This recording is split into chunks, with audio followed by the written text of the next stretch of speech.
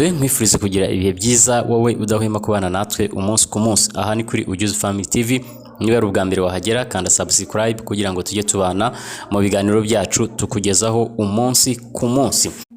Hashize igihe kitari gito ariko nanone kitari kinini abakozi bose ba leta aho bava bakagera bamenyeshejwe amakuru yuko amakuru avuga ko bagomba gushaka AI certificates zigera muri enye. Iya mbere ariyo AI literacy, iya kabiri understand how AI impacts you and your government, iya gatatu 1 million prompters ndetse na certificate ya kane ariyo yitwa introduction to artificial intelligence. Izi certificate abakozi bose buri mukozi yasabwe kuyikorera ku giti cye, aho umukozi yinjizaga email ndetse na password, naho bamusaba go creating account akabikora anyuze muri link zari zatanzwe. Buri mukozi akabikorera muri account ye, certificate igasohokaho amazina yiwe bwite. Ahangaha byamaze kugaragara ko hari abantu bagiye bazitekinika cyangwa se bazikoresha kuri bagenzi babo bitewe n'ubunebwe cyangwa se kutabona umwanya uhagije wo gukora cyangwa se wo kwiga izo courses kugira ngo abashe kugira gute kubona certificate.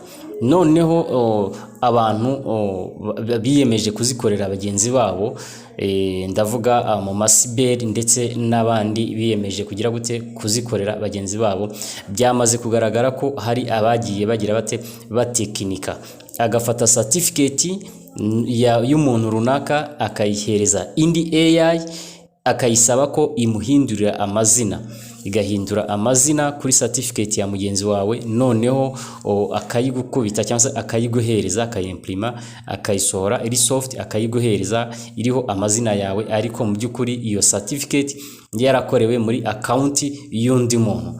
Murumva ko aho ngaho ari ikosa rikomeye ryo gutekinika, ndetse hari abamwe bamaze kubisuzuma kuko nureba neza certificate ufite urasanga ifiteho QR code, aho ushobora kugira gute gusikana ukabona amazina ya nyiri certificate. Abantu benshi bamaze kugira gute kubivumbura ko abantu bakoresheje certificate bafite certificate z'ibicupuri cyangwa se z'impimbano. Iri tangazo ndikoze ikubagaho ngira ngo nkumenyeshe cyangwa se nkubwire ko ugomba kugira gute gufata certificate ufite ukareba niba koko warayikoresheje umuntu, ugasuzuma neza niba ari yawe, amazina ariho na yawe, ndetse n'izindi identifications zose ziriho ari izawe, credentials zose ziriho ari izawe, utaba ufite icyangombwa kitari icyawe mu by'ukuri kigaragaza ko gifite amazina yawe ariko atari icyawe. Ibi ngibi igihe bizaza kuvumbukira cyangwa se bizaza kugaragarira bishobora kuzakugiraho ingaruka zikomeye. Icyo cyari cya mbere. Icya kabiri, ushobora kwibaza ngo ibi byangombwa ese bikenewe hehe, bikenewe ku ruhe rwego? Icya mbere twarakivuze, ibi byangombwa bikenewe muri account yawe ya Mifotra cyangwa se ya APPIS. Ibi byangombwa urasabwa ko certificate ugenda uya-uploadinga mu mwanya wayo uko ari enye zose zifite aho zagenewe kuba uploaded mu mwanya wagenewe ama certificates hariya muri Mifotra cyangwa se muri IPPIS. Utabisobanukiwe wakwegera umuntu ubisobanukiwe akagufasha gucreatinga account muri Mifotra. Ni ruriya rubuga rushakirwamo imirimo, noneho ukagira ute uka-uploadingamo certificates zawe uko ari enye. Aho ngaho ni uburyo bwa mbere izi certificates zikenewemo. Uburyo bwa kabiri, urasabwa ku-imprima cyangwa se gukora print out, kuprintinga izi certificates uko ari enye, noneho ukazishyira hamwe ukazihereza umukoresha wawe cyangwa se uhagarariye umukoresha wawe. Nk'abarezi izi certificates barasabwa kugira gute kuzihereza abadirecteri b'ibigo, noneho abadirecteri nabo barasabwa kuba bazigejeje kuri HR cyangwa se kushinzwe abakozi ku rwego rw'akarere, noneho nabo bakabika izo hard copies za certificates, ni nabo bafite mu nshingano icyo izi certificates zizagira zizamara.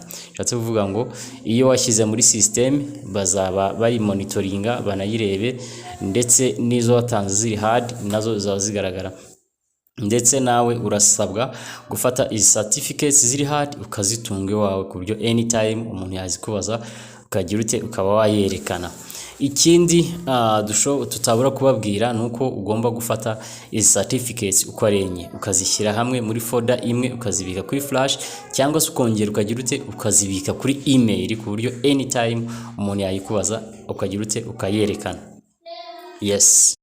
Icya gatatu, ese abantu bakomeje kwibaza ngo mbese itariki ntarengwa yo kuba bakoze ibi bintu ni ryari?